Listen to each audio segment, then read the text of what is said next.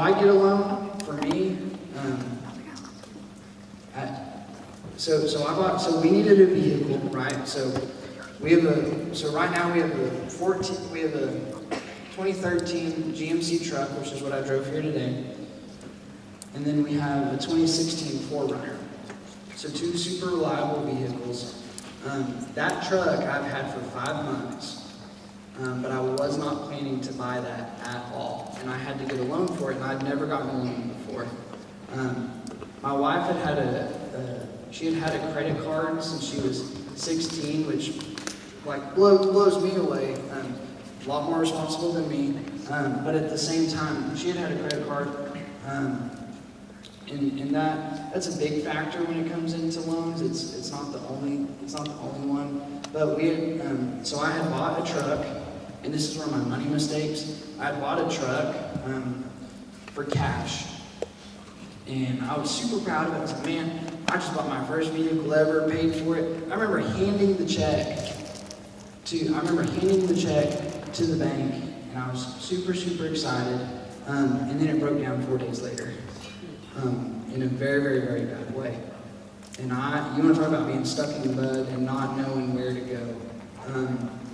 I just spent $6,000 of our money that we had really saved up for a reliable vehicle, or what I thought was going to be, and I was in a pinch. And so went to my boss, who is president and CEO of the bank. He's a loan officer. I said, hey, I was like, I don't want to do this. I don't want to get a loan because I wanted to pay cash, but I'm stuck, and I'm going to sell this thing as fast as I can. But I need a loan. So God works in amazing ways. So one of my coworkers, she was selling this truck, and I went up to her and I said, hey, I trust y'all. I know how y'all take care of your vehicles. I want your vehicle, And so about 2 to 3 days after they had put it up for sale, it was bought by me, gotten a loan, went through the application process. But the main part of that was, even though I spent $6,000 on this vehicle, I had a pretty solid down payment. So, how many of y'all know what a down payment is? Right. So if you come to me and you want a $1,000 loan, normal practice, I try to say, is give at least 20%. That's just me. That's just what I think. If y'all think differently, that's okay. But normal practice for me is, hey, I'm going to give you 20% down, so $200. You're going to give me the rest of the $800. I'm going to go buy this vehicle with it. So we had a really solid down payment, and that every single time will outshine any other factors that I think will outshine any other factors that you could bring to the table, right? And so on the next slide, so if you do go get a loan, let's say you want to buy a home, if you wear a suit and tie to go get a loan, all the power to you. It's okay if you don't, but I would say whenever you're talking to a lender, whenever you're talking to a loan officer, number one thing is be honest, y'all. Like, too many times there's people that I've looked through. So my job as a credit analyst is I'm supposed to look at risk, right? So if someone is not honest with me about the amount of debt they have, or the amount of money that they make, if they overstate that, I really factor that in to say, hey, is this a good idea? And so if you're wanting to go buy, let me think of an example. If you're wanting to go buy a vehicle, right? And you say, hey, this is the vehicle that I want. It's a 2015 F-150, has 150,000 miles on it. I'm buying it for however much money. If I loan you that money, and then you go and spend that on something else, that is a very, very bad position to be in, because now, number one, you've lied. You said you were going to buy a vehicle, and then you didn't. But number two, the bank is not. So if the bank's going to loan money out, you're going to give a down payment, right? That's going to be your collateral or security. And so then the bank also has the vehicle's title with their lien on it, which means, hey, if anything were to happen, we get this vehicle because you own us, because you owe us money. And so with that, I will say, be honest about what you need a loan for. You are way more apt to get a loan and build trust and build a relationship because that's really what it's all about. So if y'all were to come get a loan at the bank, the main thing is, hey, we want a relationship with you. We want to take care of you. We want you to pay it off, number one, because we believe in building net worth. So if you can build your net worth, if you have to get a loan, that's fine. But if you can build your net worth, which means reducing your liabilities, which is what your loan is in, right? And then you fully own a vehicle, or you fully own your home, you have zero payments, y'all, you skyrocket so fast. And it's way more possible than y'all think. It sure is more possible than what I thought whenever I got started with all this. But that's just what I'll say for that. Again, do not be late. Pay early. Early. I don't remember the saying, but early is on time is late, and to be late is unforgivable.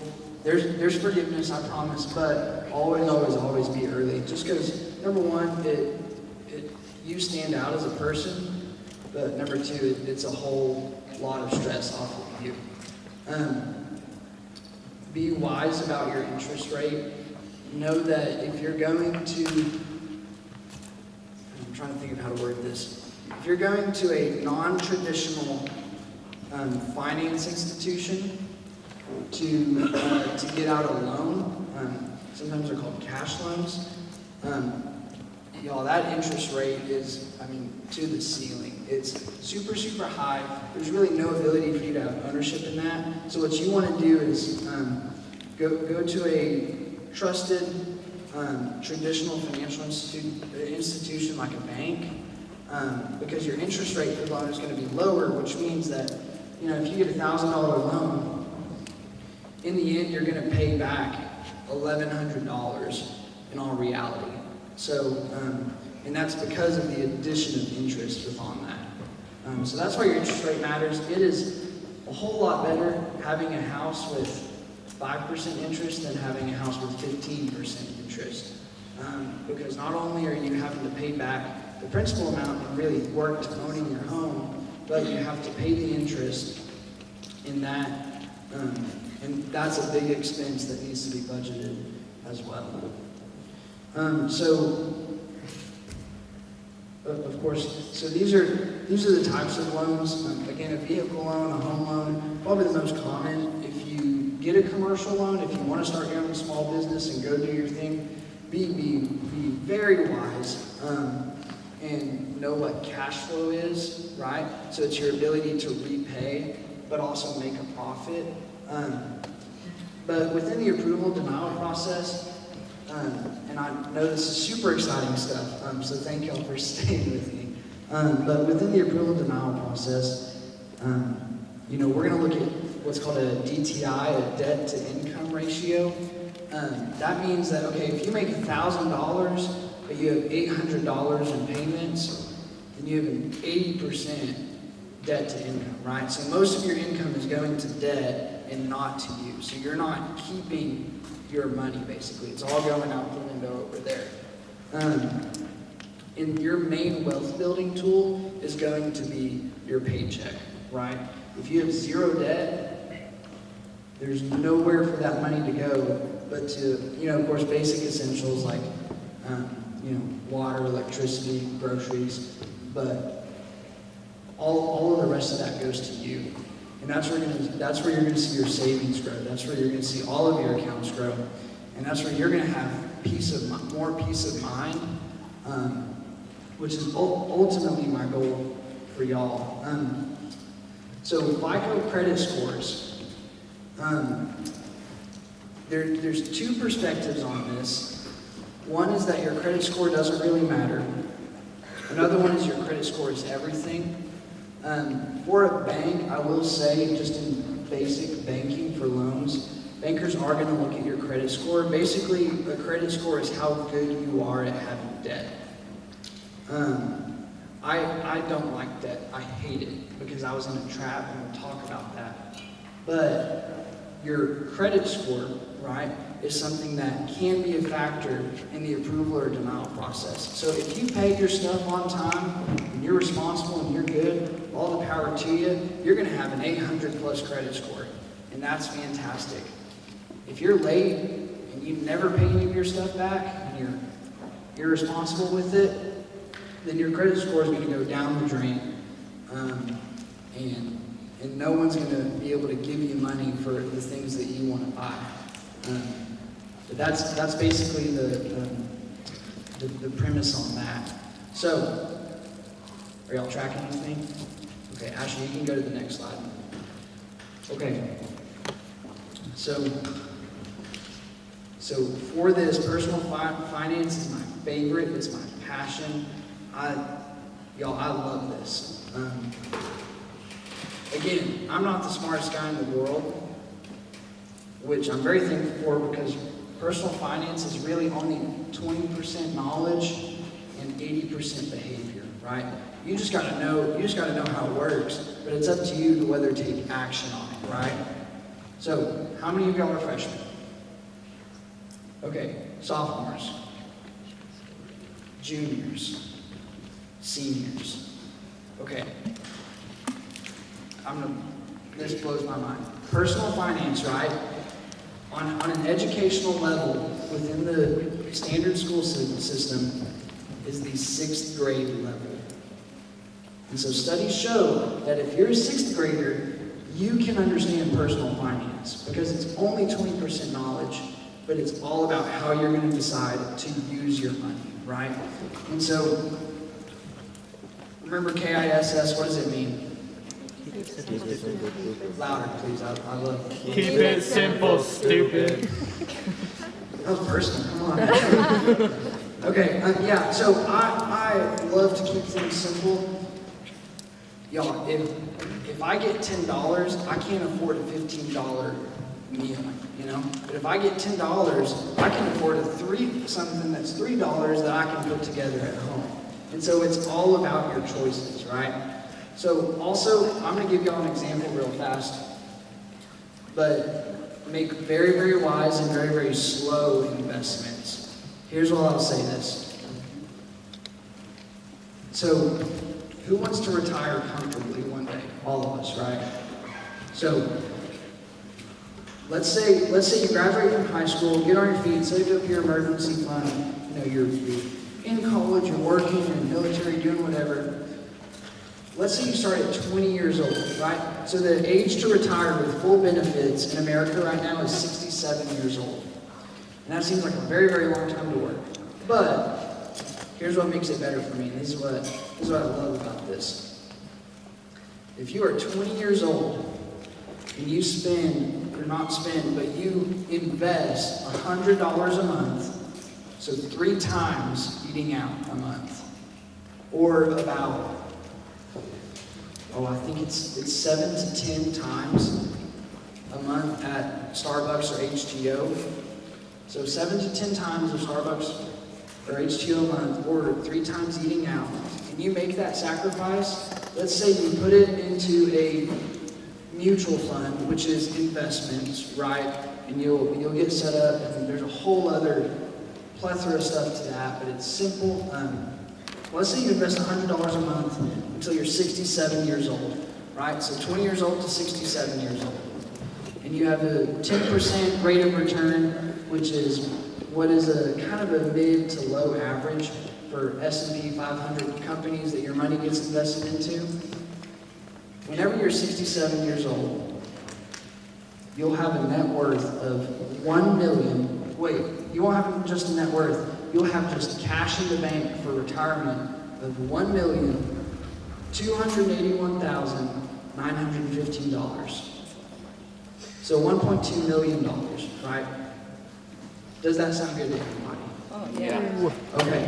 Here, yeah, it sounds amazing, right? Here, now of course you can't touch that, but you can see it grow, and you can live off of that. You really, really live off of that. So let's say you wait 10 years, you don't start it, and then you're 30 years old, and you invest $100 a month, you get 10% rate of return. So you wait 10 years, how much money do y'all think that would be? Someone shout a number. Yeah, okay, that works. So you would have $465,000. So if you wait 10 years, that costs you $700,000. Is that tracking with y'all? So that's why I'm so passionate about this stuff. Because let's say you're going to increase the amount, right? Let's say you do $1,000 a month whenever you start when you're 20 and you go to your 67. You'll have $4.1 million. If you wait 10 years, you'll have $1.5 million. So that's a $3 million loss, right, that you could have. And I promise y'all, $100 is not a lot. I don't know, $100 is not a lot of money. And so if you want to work, if you really want to grow yourself, if you want to take advantage of this stuff that is set out before you to succeed, right? Now, for me, I believe like this system is completely rigged against students, like going into student loan debt. Like, I really think that it is rigged against people, and that's not your fault. But it is your responsibility to know how to act to manage your money well, right? So that means going to shop at cheaper grocery stores and be on a budget, right? It's 80% behavior. Knowing that, hey, I can go to Whole Foods Market and spend $1,000 on, not really 1,000, but a huge amount of money on groceries, or I can go to Aldi and get some really, really good deals for the same, if not better quality food. So that's why I'm so passionate about this stuff. And I'll say it all goes through a budget. And we'll talk about a zero-based budget, which is my favorite. That's what works for me. But I'm going to tell y'all my story, and we'll kind of get into that. So you can go to the next slide, Ashley. So, 42 big ones. Y'all, so here's what happened. So we discovered that. So we discovered that my wife didn't know, but we discovered that she had $42,000 in student loans that she was unaware of, in 1 month before we got married. And now that wasn't an argument between us at all. We were on board. We were like, we're going to pay off this thing because number one, we're mad because something somewhere took advantage of her and us, and so her debt became my debt, right? And so $42,000 it's a chunk of change. So we discovered that 1 month before we got married, right? We paid that off in 1 year, 4 months, and 16 days on October 14th, 2022. And when I talk about a weight off of my shoulders, y'all, so remember I said that my wife wasn't getting paid for a little bit? So I made $36,000 as a business consultant now when you start now. $36,000, it can get you by if you're smart, but it is not a lot of money when you're stacked up against that, right? And now I've seen people have $200,000 in debt and pay that down in several years. But, so we paid it off in 1 year, 4 months, 16 days, and this was my salary. And then what she was making, she worked at a church and then coached at gyms and got extra jobs where she could. I mean, because we were going to knock this thing out, right? So we paid it off in that amount of time, right? And so student loans, everyone says, hey, these are going to stick with you for the rest of your life. You're never going to pay these back. You know, you're just going to pay, $10 to $50 a month, and you get used to it. It's a payment. Why have that, right? Because debt only sucks money away from you. It steals the joy of like saying, hey, I worked and earned this money, and now I get to use it and I get to give generously with it. And so y'all want to talk about being it's how we did it. Y'all want to talk about being frugal, y'all. We made rent every single month, which was expensive. Paid all of our expenses, and we saved, and we paid off debt. In 1 year, 4 months, and 16 days. So all these people that tell me, hey, it's not possible, I'm never gonna pay myself off. Like, hey, it's not, like 42 grand, in all retrospect, is not a lot of money. But when you're just out of college, you have no idea what direction your life is gonna take, that's a daunting task, you know? And so for me, I was like, man, I'm gonna be debt free. It's like I want my life, and I want our life to be something that, having all the money in the world is not the goal of life. You'll always be disappointed because there's always more money, right? That's not the goal in life. But what is the goal in life is to be good stewards of what you're given. And whenever you can go into a restaurant and tip someone a higher amount than what you would be able to, and you see the joy on their face, that's everything.